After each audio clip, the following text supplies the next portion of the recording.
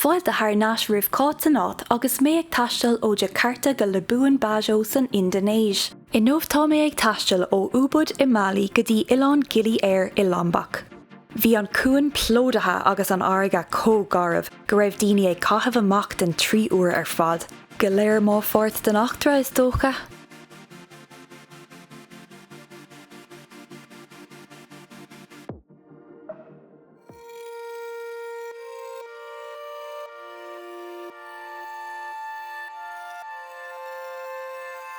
Nuair thrisimir go Gili Air bhí an aimsiú go hanis agus bhí tilta i ngacáit. Thiúlamar go dtí ar múna hóige agus fuaimar dinéir i naca leis an trá, ag súil go mbeadh feabhas ag teacht leis an aimsiú. Buíochas sa dia freagraíoch ar nglaí agus bhí aimsiú furfa a going an céad lá eile. Cathamar an madan ag an linn snámha sa bhrúna hóige sul ar chuaimar amach ag taiscéala. Díomh gach éide agus fáilte an seo go Oileán íomhaing páirthas go thomláin seo é Gili Air. Agus níl mé an seo imime éanaar, tá mé fós i Lombok ach chuaigh mé thar go bailí chun daoine éigent a bhúla. Seo iad, siúd agus Rachel, má gur fuair agus a cara agus má raibh tú ag fécint ar ma fí seán sa rank agus an elvéis, bhí mé ag tuairt cuairte ar siúd mar bhí si sé na cónaí sa rank ag an agus tá achtar mór a gréig an teúir gréig agus beag éigent tá capal ag siú ar ag teacht fécar capal seo le. Gili Air, lán de capal ach beag duine éigent eile ag teacht cuaing comá an marach ach an nuamh tá an teúir going inmh bhí mar an úbud in Bali ar feidúpa lé agus bhí sé go húntaach ach tá fí seán déanta go mar úbud hena féin so féic ar sin. But é sin a eáil ach an teúir goidir in focail lads bear lenú goilga you can say it in English as well. Any scale for the camera put you in That's it. So bheith míid ag fécinn timpeall an Oileán beag seo nómh tá míid ag chuir rothair ar cias. Níl aon glúiseán ar an Oileán an seo agus níl aon glúis rothair ach irid so tá míid ag chuir rothair ar cias. Tá sé siáin ach áit chun de scí ligint so cathamar an madan ar fad ag an lún snámha sin an fág go bhfuil an grúí seoing agus inis tá míid ag dul amach ag taiscéala tarling. Thank you. Woohoo! Tommy Drake, which Drake shoot? Oh wait, I put on the green. What did you say? Speaky Grena. Speaky Grena. Speaky Grena. Tommy Drake. Oh lads, tá seo go híomhaing, tá sé cosúla don deis a rís, just ag rothíocht timpeall na háite ar an rothair go hálaigh. Lads, bhí sin gúntaach ar feadh le 2 nóméid agus inis tá an bóthir just ganamh níl aon rud eile ar an móthir so ní féidirling rothíocht éanamh caithfíd siúil mar seo leis an rothair agus níl is a going conas a lucan naríochnaíonn sé. Ó é leis a Rachel tá sí ag dul. Woohoo! Yup! Really slowly. Tá sé dachar nachhfuil ach féicear an ggósta. Buíochas sa dia lads tá míid ar an móthir a rís so is féidirling rothíochtaí éanamh a rís.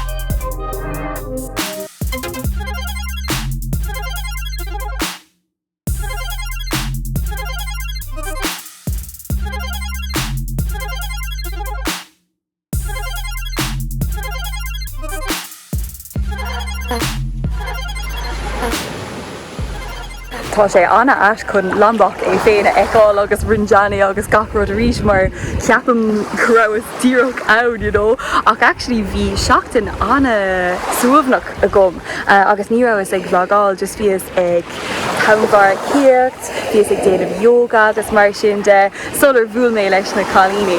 So tá sé go híomhann chun eáil a rís Lombok is bralam tú. Formar an spotta lón is galantí agus is íomhne go Jo mar ceap ar seo tá bhí díreach an trá nach bhfuil nó áireamh Perfect. Gili Air tá tú go hálainn.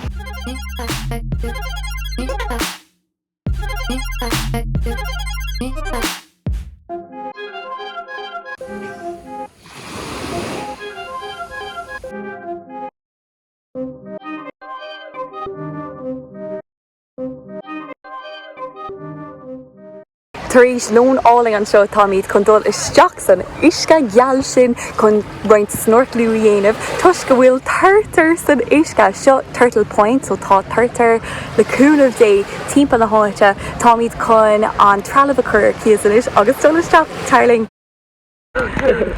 Táid breig cá bhfuil na cálaí.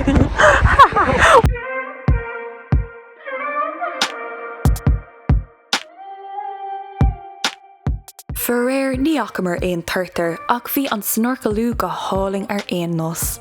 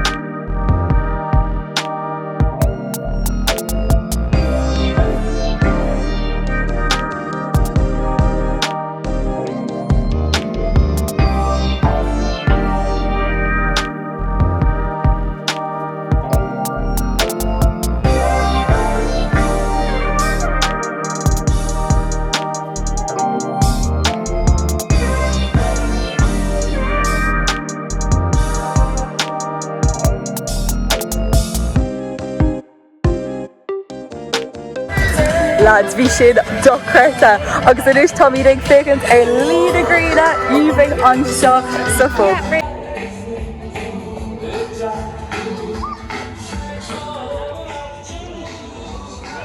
Tá an áit seo just perfect chun fécant ar lína gréine inis. Tá an solas go maith, tá an ceol go maith, táid ag fáil deochanna, tá an saoil go maith.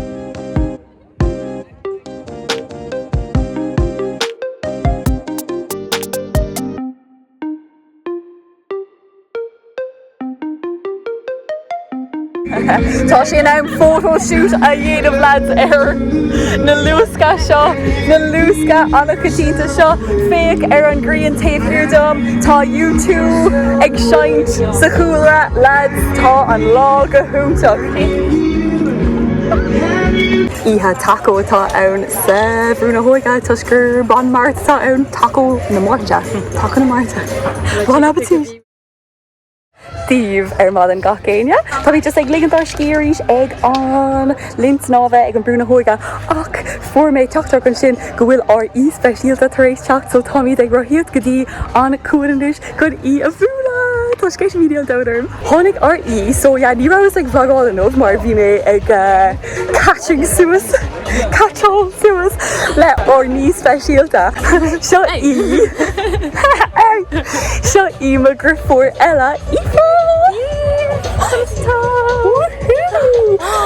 So tá an teilech ar fad seachas na tuismóirí an seoidir. Agus Rachel! Tá Rachel mar fórtacht an teilech an is like tá. So tá mé féin Rachel siún agus Aoife an cethirring ag taiste le chéile ar feadh míosa. Like ní raibh aon cuairteoir eile bhí agam ann leis an méid ama sin so tá sceis a rini an dain ar chun taiste le dhéanamh. My mom! Where are you from? Is even la mar bhar. Where is we here? You're a hospital, we'll be back.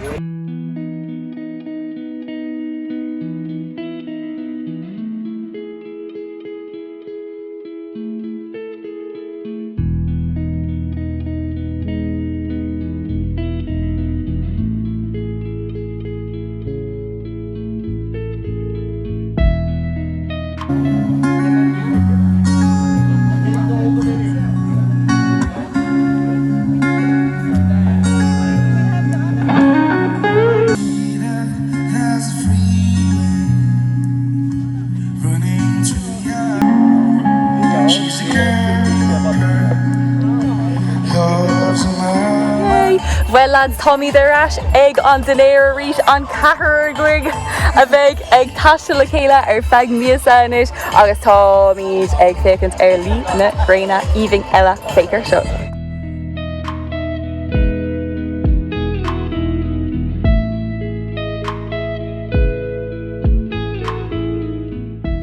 Well lads, sin deire leis orgcuid ama an seo I Gili Air agus inis tá anord omláin siúil Toisc go bhfuil míad ag pacáil I gcóir achtra anna nua a Tommy ag tosnú go lua madan fan ling chun sinna eáil ach sin an glamour life an seo. Agus deire le Gili Air lads tá brónar Toisc go bhfuil an fís an seo cóla dránach Toisc nóir tharla in rud mór doing an seo in Gili Air ach tá mé calúra le mo cháirde le mo cheilech agus níl anna cuid le déanamh an seo sin an iarraidh níl sé le dránach ach just níl ann ach dul go dtí an trá beidir tros snorkelú dhéanamh ach ní dhearna mar sin Toisc go méid anna cuid snorkelú ag teacht in tro agus sin an fághain mí ag pacáis anord omláin atá ag gceist agus cíigh mé sa céad áit eile sin slán fóil.